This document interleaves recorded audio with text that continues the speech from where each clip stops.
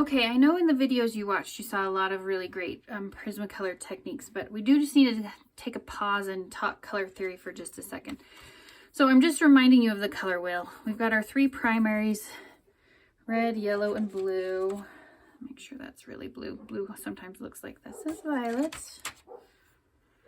Let's see if I have a different blue.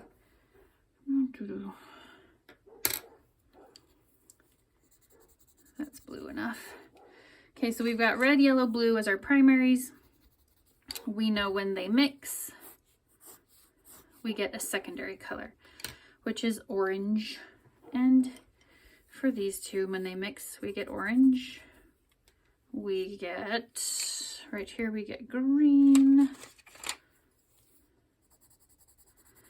And with red and blue, we get our violet or purple. Okay, so basic color wheel. Now there's tertiary colors in here as well, where we'll have like a yellow green will kind of come into play, and I have to make it myself because I don't have the yellow green here. And when we have our blue and our green, we have the blue green, and I'm making a few of those just to kind of illustrate a point. Blue is really strong, so we have to use a lot of green to make it. And so on, and we could do that with all of our colors. Now what I want to remind you of is in our color wheel, it is the opposite color that will neutralize.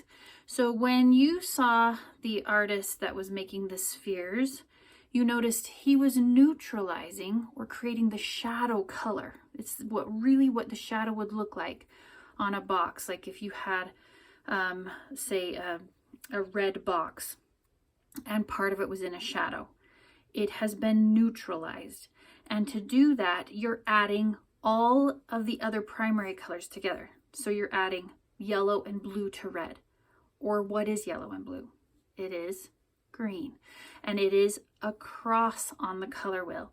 So if I'm sure that that your substitute's going to draw a really cool color wheel up on the board for you, because I don't have a poster of one, but you can use that and remember how to neutralize the color by using the opposite color on the color wheel to create your shadows. They will be very realistic shadows.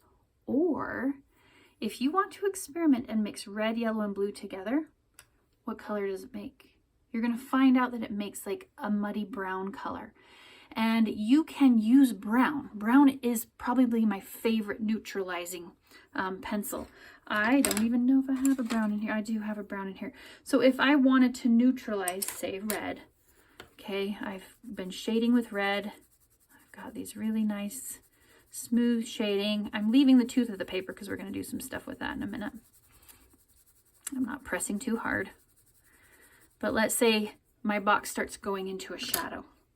I probably would reach for a brown, and there's a lot of different browns.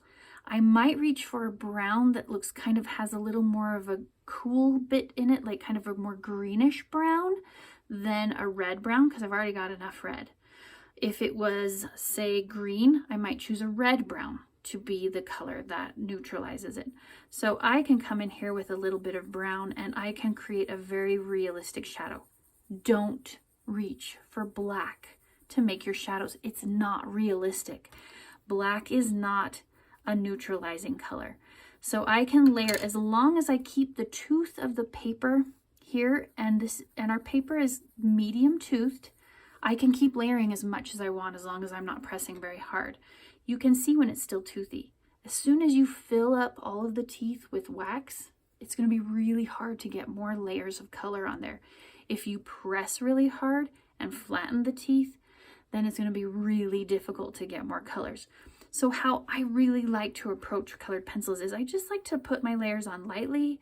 I like to keep the tooth as long as I can.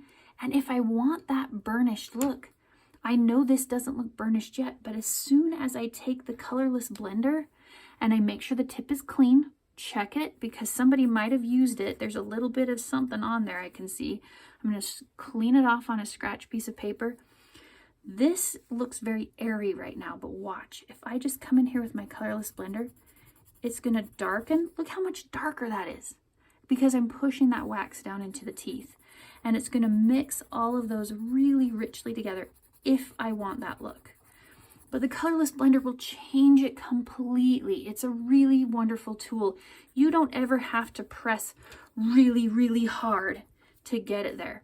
And now to try to get more layers on, it's really difficult. It's not taking it as well because it's smooth.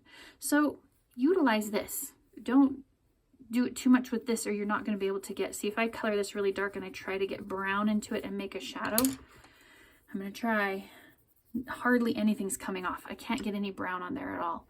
But this with this and keeping the tooth, you can. So that's one other last little tip I wanted to show you with all the other cool things you've learned. You saw how like they cross-hatched with some stuff. That was really cool. That's a fun technique to use, and cross-hatching can go in lots of directions. You saw all of those really great techniques happening. So the color, oh, it's going to be so much fun. Decide the way you want it to look. What kind of thing do you want to see? And look at these next student examples and think about all of the ways they created their color. What did they really press hard? Do you like that look of the burnished look? Do you like it kind of airy? Do you want to utilize both a little bit into the art piece? And there's also some questions to look about if it fulfills the assignment. Okay, do they have those force altered structures? Are there connections? Do they have a strong feeling that light's shining from one side and there's shadows on the other side? Look for all those things. I know you're going to do awesome with this. I can't wait to see your projects. They're going to be really, really cool. This is one of my favorites. Kids get so creative with this. You're going to do great. All right. Good luck, you guys.